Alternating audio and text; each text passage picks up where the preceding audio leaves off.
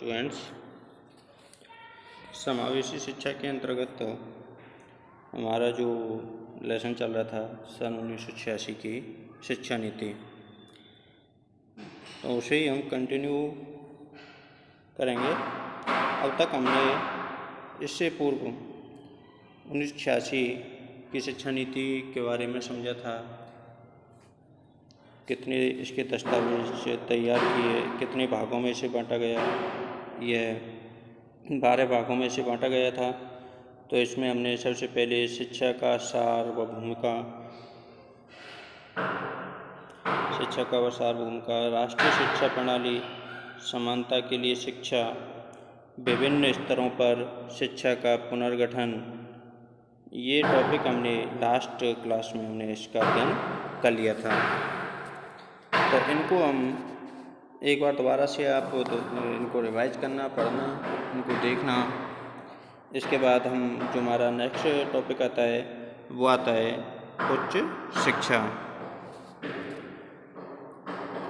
तो उच्च शिक्षा के मतलब में इसमें इन्होंने जो अलग से ये भाग बांटा गया था, इसमें इस शिक्षा नीति में उच्च शिक्षा के उन्नयन हेतु छात्रों को प्रवेश परीक्षा द्वारा प्रवेश देने, पाठ्यक्रमों को पुनर्गठन करने, उच्च शिक्षा संस्थानों को साधन उपलब्ध कराने तथा उनके शिक्षकों के लिए पुनर्बोध कार्यक्रम की व्यवस्था करने की बात इन्होंने कही थी।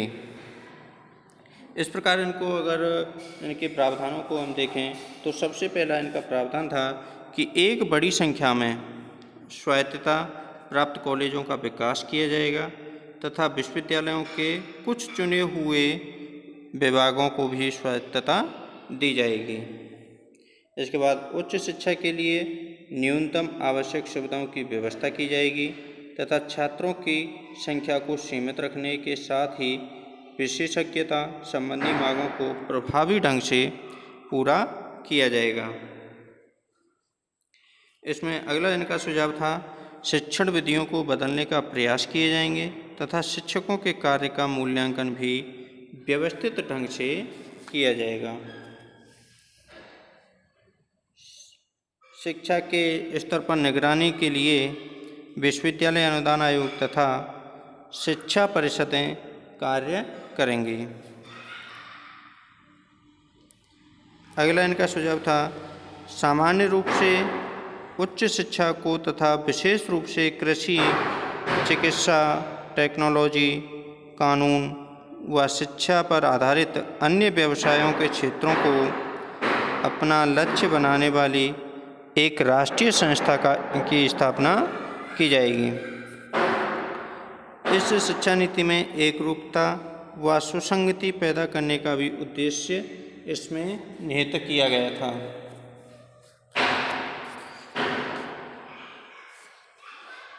अब इसके बाद इस संबंधी में हमारे जो उच्च शिक्षा संबंधी सुझाव दिए गए थे, इसके बाद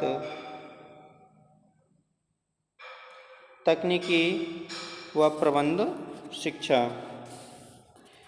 इसमें शिक्षा संबंधी तकनीकी व प्रबंध शिक्षा हेतु अखिल भारतीय तकनीकी शिक्षा परिषद, जिसे AICTE के नाम से जाना जाता है, एवं राज्यों के तकनीकी शिक्षा बोर्डों को सुदृढ़ करने, कुछ अच्छे तकनीकी व प्रबंध शिक्षा संस्थानों को स्वायत्तता प्रदान करने, तकनीकी व संस्थाओं के अंतर संबंध को बढ़ाने तथा इस क्षेत्र में सतत शिक्षा की व्यवस्था करने की बात कही गई है।